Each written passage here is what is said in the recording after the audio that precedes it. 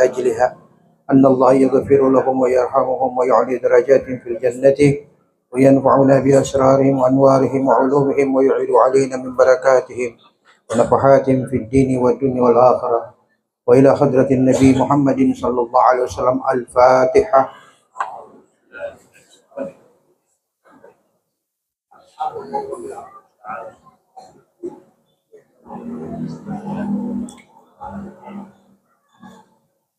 اللهم اغفر لها وارحمها وعافها واعف عنها واكرم نزولها ووسع مدخلها ونور قبرها واسكنها في جنتك برحمتك يا ارحم الراحمين.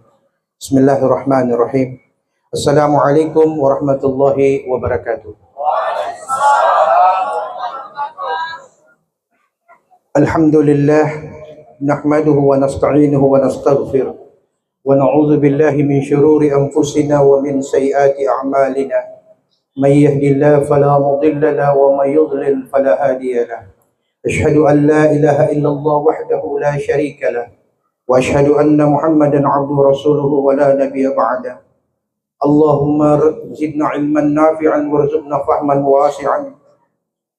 رب اشرح لي صدري ويسر لي أمري واحلل عقدة من لساني يفقه قولي. رب سدد لساني واهد قلبي بحق سيدنا محمد صلى الله عليه وسلم. دستوركم يا أهل الدرك يا أهل الباطن يا أهل النوم ويا أهل النور بجاه وببركة الأولياء والشهداء والصالحين. أما بعد.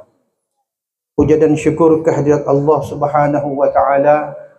Salawat serta salam teriring kehadiran Nabi mulia, Nabi tercinta Rasulullah sallallahu alaihi wasallam, juga kepada keluarga dan para sahabat-sahabat beliau. Yang saya hormati keluarga pemangku duka, terkhusus kepada mendiang suami almarhumah, anak-anak dan cucu. Doa kami selalu menyertai keluarga besar almarhumah. InsyaAllah duka yang datang berganti dengan rahmat yang berlimpah. Yang saya hormati juga Ketua Kerukunan Bapak Arsinaba, Bapak Haji Mudin Bukusu, Pak Kahar Buang, Imam Masjid Tandurusah, Bapak Daim Tahumil, Imam Masjid Al-Ghufran, Imam Masjid Bukit Tursina, ya, Bapak imam-imam yang lain. Saya lihat juga ada ibu-ibu, ya, ibu-ibu majelis, pengurus majelis, ketua, Bapak Ibu hadirin jamaah yang saya muliakan, yang dirahmati Allah. Beberapa minggu yang lalu saya ingat, kalau tidak salah tanggal 18 Januari. Tanggal 18 Januari. Saya diberi kesempatan oleh kelompok umrah almarhumah ini untuk memberikan manasik umrah di rumahnya Ibu Hajah Masma Hamzah. Ada beliau? Ada. Beliau sebagai ketua rombongan. Dan almarhumah waktu diberikan beberapa hal yang berkaitan dengan tata cara umrah, beliau sangat serius memperhatikan. Ketika saya menjelaskan tentang bagaimana ketika pertama kali kita melihat Baitullah, beliau sempat menunduk. Itu sebabnya waktu pelepasan saya mengulang doa tadi itu. Tidak akan dimatikan oleh seseorang oleh Allah sebelum orang itu diberi tanda oleh Allah. Siapa yang menyangka, apalagi menduga, ketika beliau akan berangkat bersama ibu-ibu yang lain dan bapak-bapak yang berangkat, kala itu saya pribadi ketika memberikan penjelasan umrah, katakanlah saya yang mengantar di kala hidup dan saya pula yang menerima di kala wafat. Ini bukan suatu hal yang kebetulan, Pak. Tidak ada yang kebetulan, kecuali itu diatur oleh Allah Subhanahu wa Ta'ala. Makanya saya kaget, saya sempat menelpon Ibu Masbah Hamzah. Saya tanya, Bu Hajjah, bagaimana kronologinya? Tadi sudah diceritakan oleh Pak Soeharto Bolotio, bagaimana ketiga dan lain sebagainya. Tapi saya awali ini bukan untuk menambah kesedihan Bapak Ibu, terutama keluarga. Tidak. Saya mengawali ini ingin menceritakan bagaimana orang yang dipanggil oleh Allah dan dijamin pula oleh Allah. Cara Allah memanggil manusia ada 3 cara. Yang pertama, Allah panggil dengan azan, hayya 'alas salah. Yang kedua, Allah memanggilnya dengan labbaik Allahumma labbaik. Dan yang ketiga, Allah memanggil manusia dengan inna lillahi wa inna ilaihi raji'un. Bisa dipahami, Bu?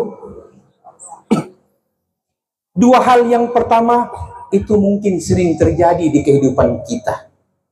Tapi yang ketiga itu adalah akhir kehidupan. Tapi akhir kehidupan bukan berarti akhir segala-galanya. Ini yang harus dipahami. Ingat, kematian adalah awal manusia menjalani kehidupan yang baru. Namanya alam akhirat. Perbedaan alam dunia dan alam akhirat, alam dunia ada awal dan pasti alam dunia ada akhirnya. Tapi alam akhirat hanya ada awal dan tidak ada akhir. Saya ulangi, alam dunia ada awal, ada akhir. Sedangkan alam akhirat hanya ada awal, tidak ada akhir.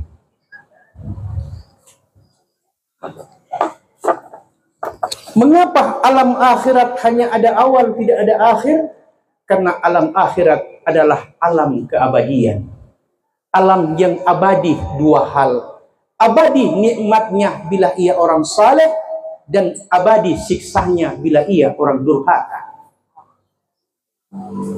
Manusia disuruh pilih. Kelak nanti ketika kematian datang menjemput, apakah kita ingin abadi dalam kenikmatan surga atau kita ingin kekal abadi dalam kesengsaraan akhirat? Tadi dibacakan oleh sahabat saya Dewan Hakim, innamal hayatud dunya illa mata'ul ghurur. Itu ayat yang dibaca tadi. Sesungguhnya kehidupan dunia ini hanyalah tipuan. Mengapa Allah mengatakan kehidupan dunia tipuan? Siapa yang tidak pernah tertipu di antara kita? Pasti kita semua pernah tertipu. Tertipu dalam pengertian yang luas. Ada yang tertipu dengan hilangnya waktu ibadah. Ada yang tertipu dengan hilangnya kesempatan beramal. Ada yang tertipu dengan pergaulan yang ia gauli. Dan ada yang tertipu dengan apa yang dia pandang. Tidak ada tipuan kecuali di dunia. Di akhirat tidak mungkin kita saling menipu. Bisa dipaham? Kita lanjut.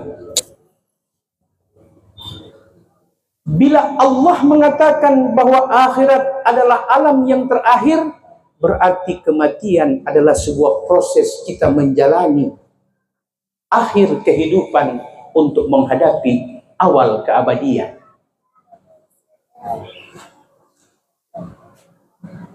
Berikut,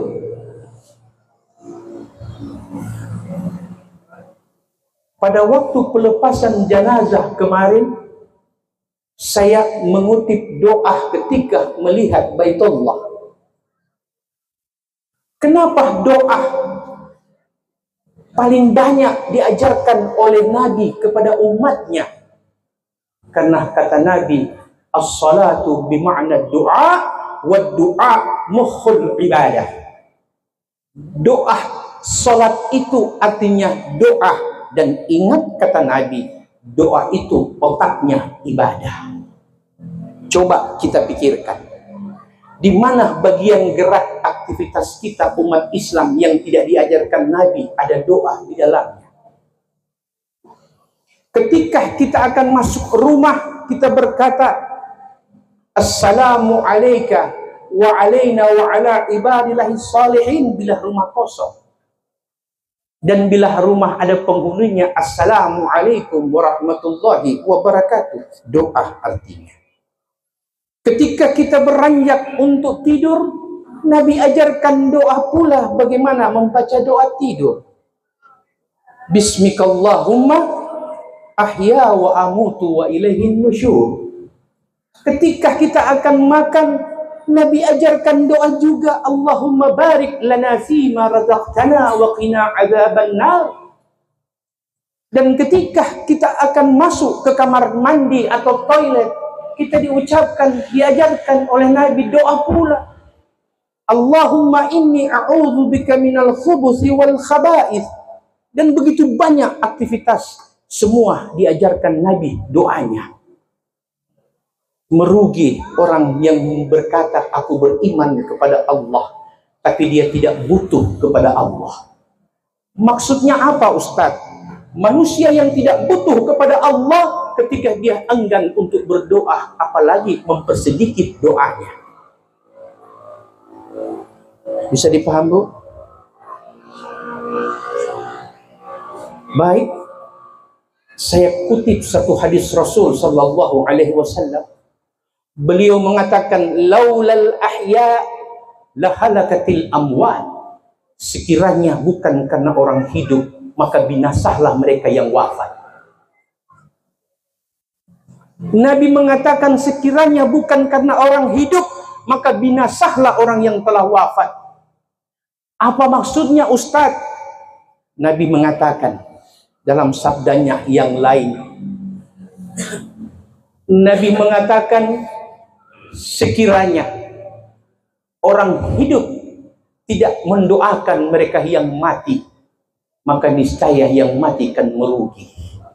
Nabi kita Muhammad sallallahu alaihi wasallam mengatakan, ummati ummatun marhumah. Umatku umat yang dirahmati.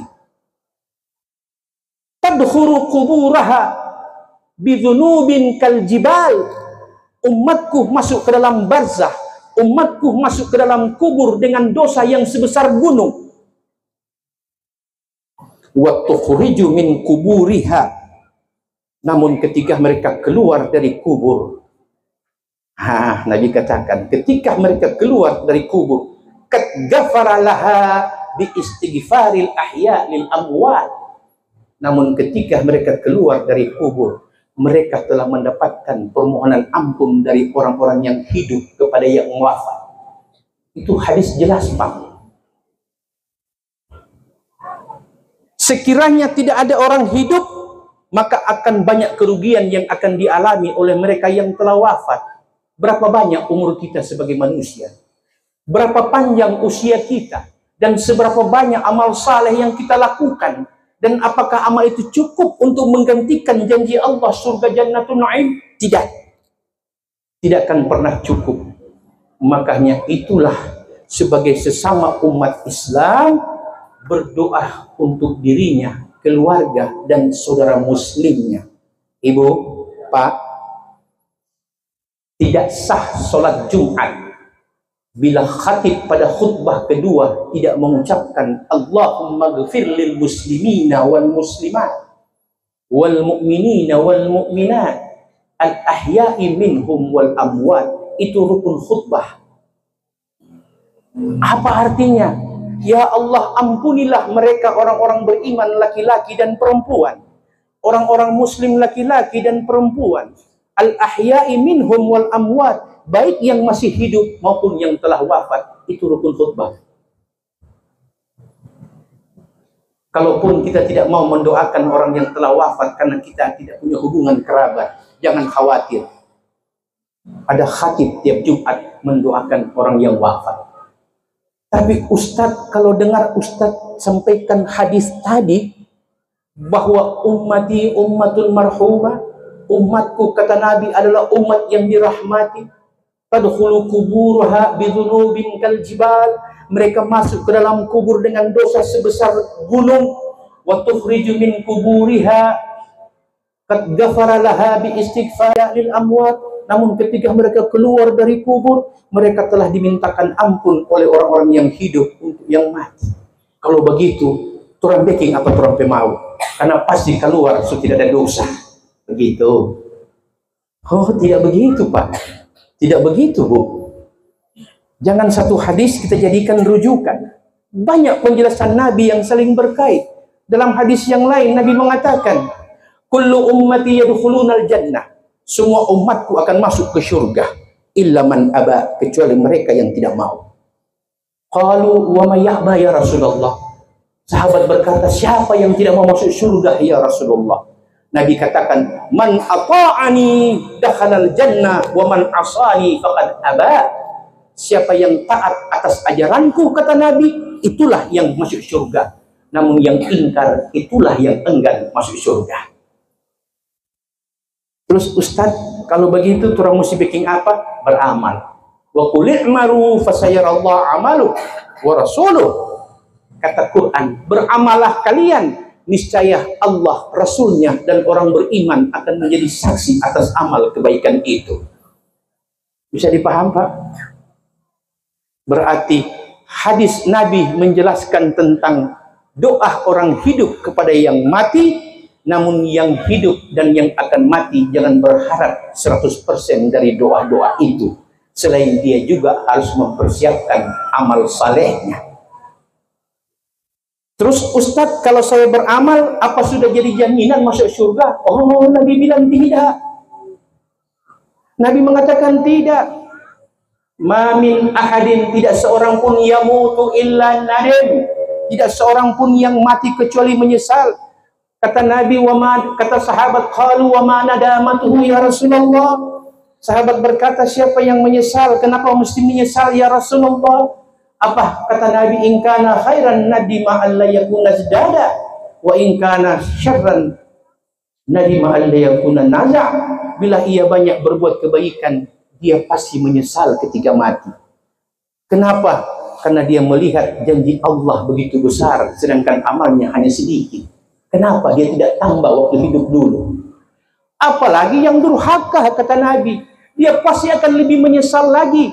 Kenapa kalau saya tahu begini, seperti ini janji ancaman api neraka jahanam, kenapa dari dulu saya tidak pernah berhenti bermaksiat?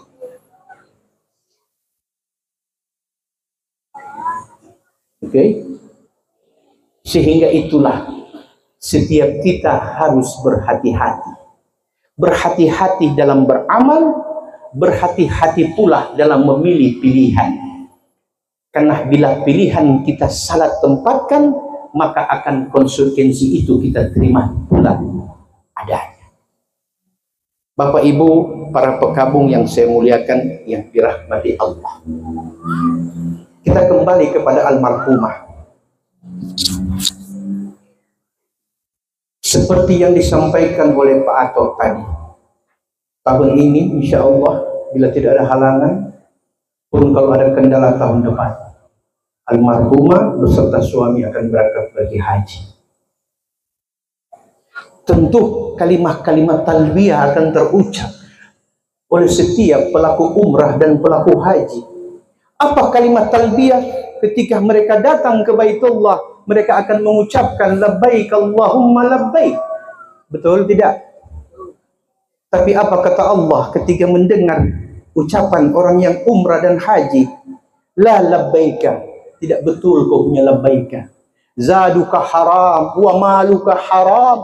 Bagaimana engkau memenuhi panggilanku sedangkan harta yang kau dapati haram, pakaianmu haram, kendaraan yang kau pakai pun haram. La labbaika wala sa'daika.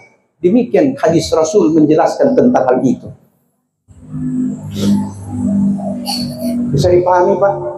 Tapi apa orang yang benar-benar ikhlas mencari sesuatu yang baik dan benar, ketika dia melaksanakan umrah dan haji, dia berkata labbaik Allahumma labbaik. Apa kata Allah? Sa'daika, benar apa yang kau katakan, kebahagiaan untukmu wahai tamu-tamu.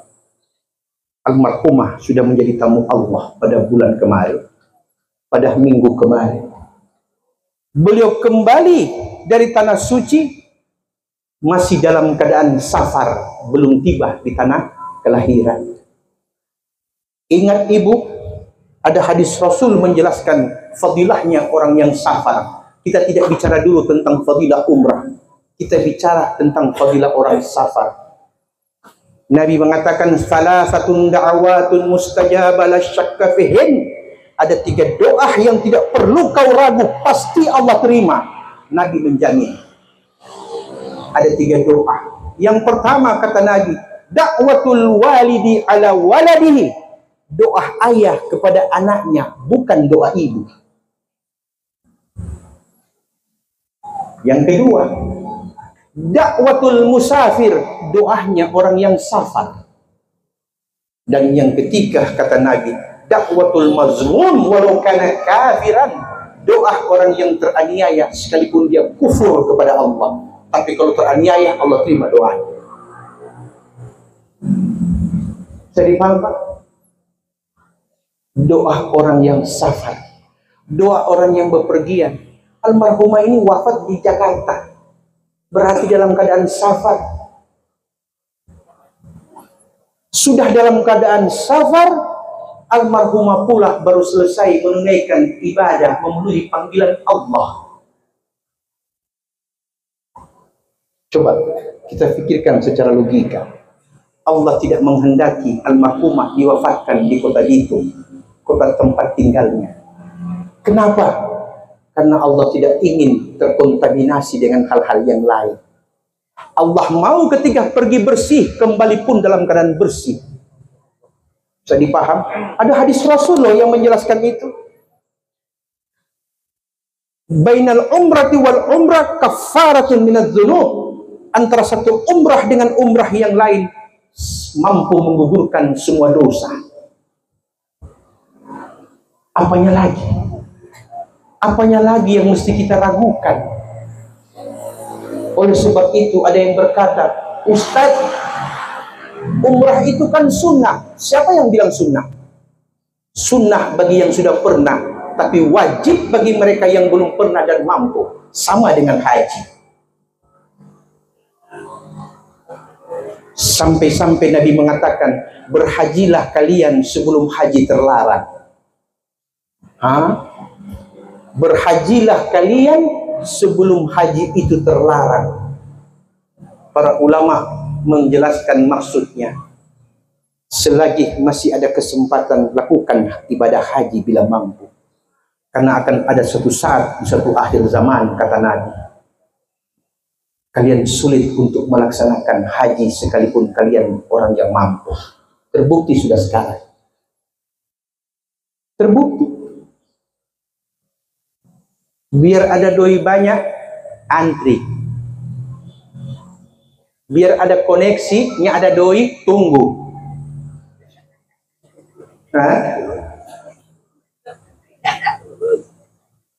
Biar koneksi, biar bataman yang kakanwil, konya ada doi, tunggu. Kakanwil mau bayar.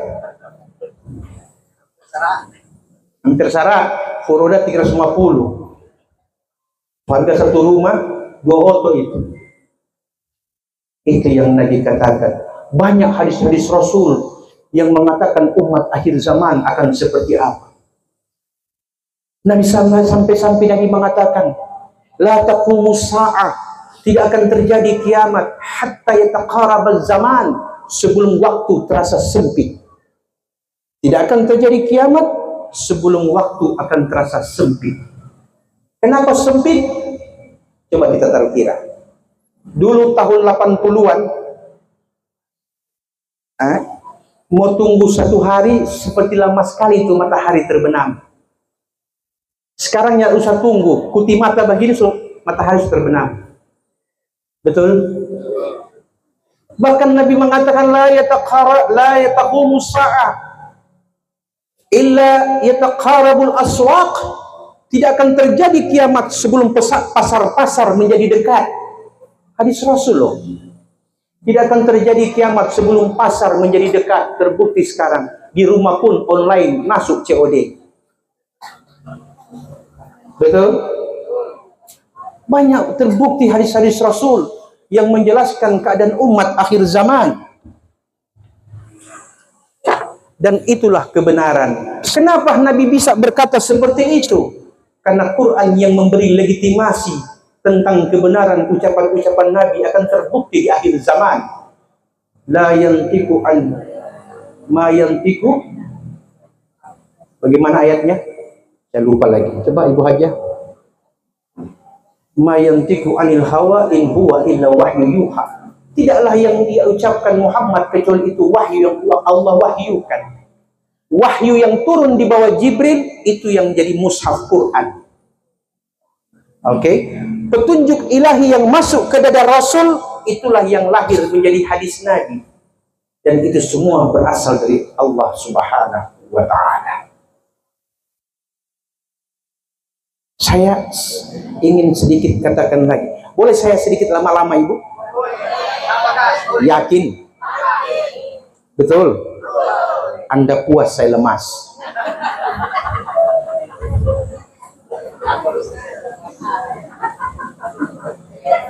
Nabi kita Muhammad sallallahu alaihi wasallam selalu mengatakan banyak hal dan banyak informasi kepada kita, hanya kita yang kurang mau untuk mendapatkan dan mencari informasi.